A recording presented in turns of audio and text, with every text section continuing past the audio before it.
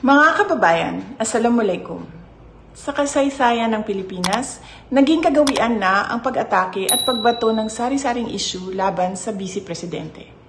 Marahil sapagkat ang Vice Presidente ang tumatayong pangunahing hadlang sa mga nangangarap maging Pangulo.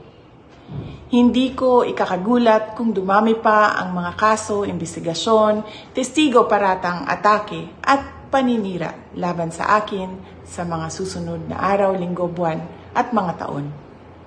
Naniniwala ako na may tamang panahon para sa lahat. Panahon ngayon ng aking pagtatrabaho. Tutuparin ko ang sinumpaang tungkulin. Uunahin ko ang mga tunay na suliranin. Uunahin ko ang Pilipino. Syukran.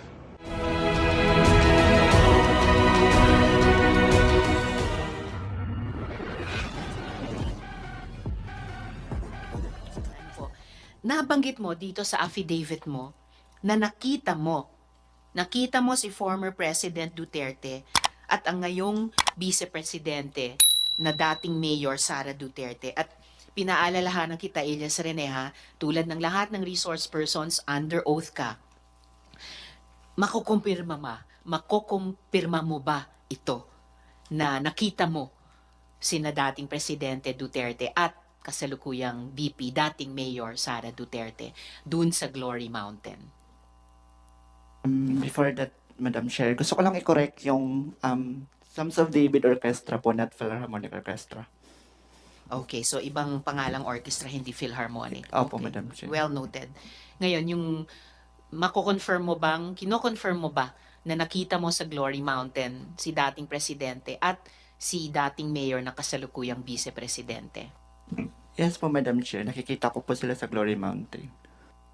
At paano mo naman, isang particular na binanggit mo, paano mo nalaman na baril ang pinapasok sa mga bag? Nakita mo yung mga bag. Paano mo alam na baril ang nasa loob ng mga bag? Yes po, Madam Chair, kasi pag pumupunta po doon si Kibuloy sa Glory Mountain, sakay po ng chopper, meron po siyang mga dalang malalaking bag. Tapos yung bag po ay from helipad, sinasakay niya po doon, dinadala niya sa mansion niya. Tapos after nilalatag po sa ground, sa may tent po na near mansion niya. Tapos doon po nilalatag yung mga iba't ibang uri ng baril. So teka, ang nilalatag ay bag pero inilalabas ang laman ng bag? Nilalatag, baril po yung kinukuha from the bag, tapos ito pa inilalatag sa ground. Okay, so hindi lang bag ang nilalatag. After ilatag yung bag sa ground, dun sa tent, nakita mo na inilabas yung laman at nakita mo na ang laman ay baril na iba't ibang klase? Yes po, Madam Chair. Okay, so kino-confirm mo yan sa komite na nakita mo ng sarili mong mata na inilabas ang laman ng mga bag at ang lamang ito ay mga baril na iba't ibang klase.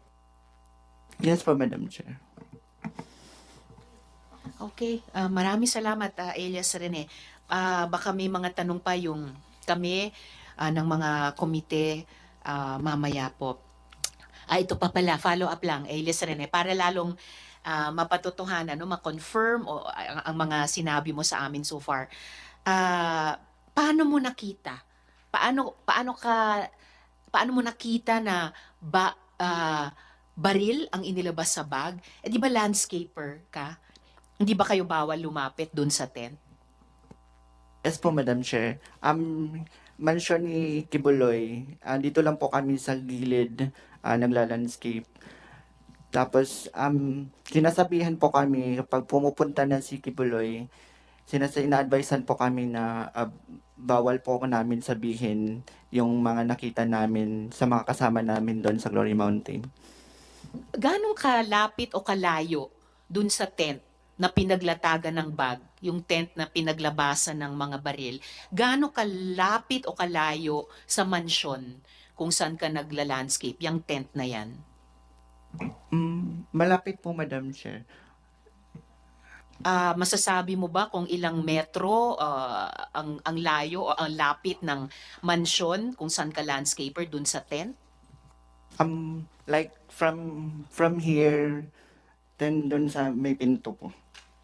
Okay. So, ganyang ilang metro Oh, yeah, lamang ganyan po kalapit, Madam Chair. mula sa upuan mo hanggang sa pintong iyan ng ating hearing room.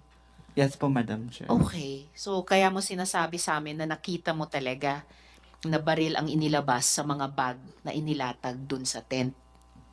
Yes po, Madam Chair. Okay. Salamat, Elias Rene.